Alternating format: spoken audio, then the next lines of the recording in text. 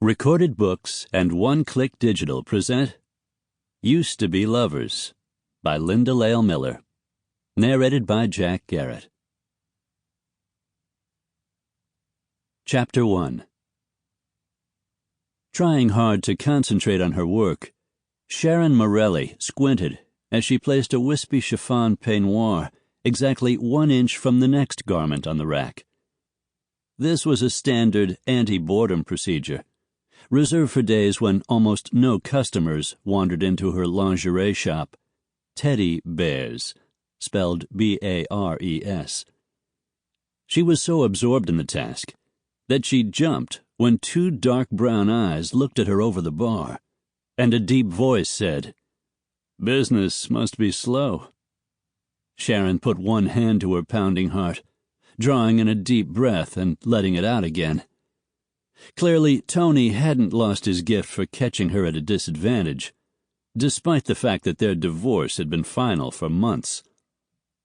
"Business is just fine," she snapped, hurrying behind the counter and trying to look busy with a stack of old receipts that had already been checked, rechecked, and entered into the ledgers.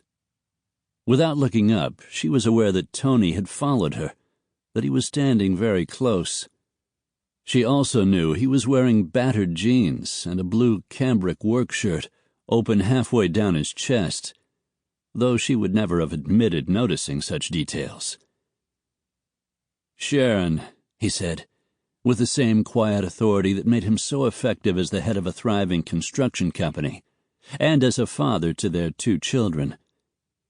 She made herself meet his gaze, her hazel eyes linking with his brown ones, and jutted out her chin a little way. "What?" she snapped, feeling defensive.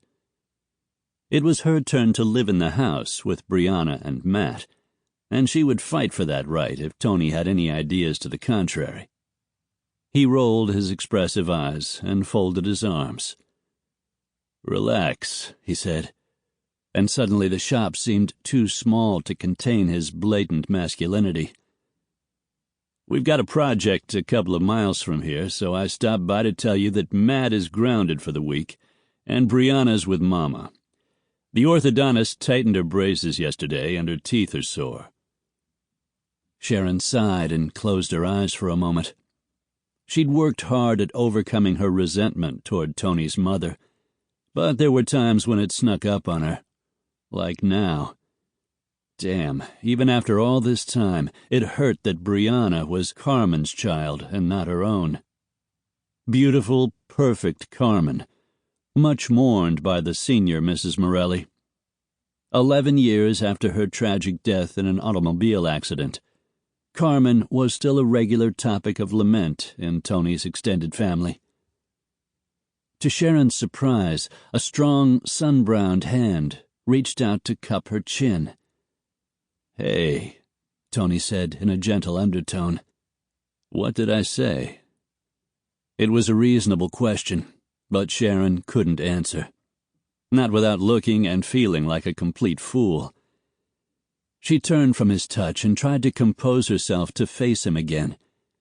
If there was one thing she didn't want to deal with, it was Maria Morelli's polite disapproval. "I'd appreciate it if you'd pick Bree up and bring her by the house after you're through work for the day," she said in a small voice. Tony's hesitation was eloquent. He didn't understand Sharon's reluctance to spend any more time than absolutely necessary with his mother, and he never had. "All right," he finally conceded with a raspy sigh, and when Sharon looked around, he was gone. She missed him sorely. It was with relief that Sharon closed the shop 4 hours later. After putting down the top on her yellow roadster, she drove out of the mall parking lot. There were precious few days of summer left. It was time to take the kids on the annual shopping safari in search of school clothes. Sharon drew in a deep breath of fresh air and felt better. She passed by shops with quaint facades, a couple of restaurants, a combination drugstore and post office.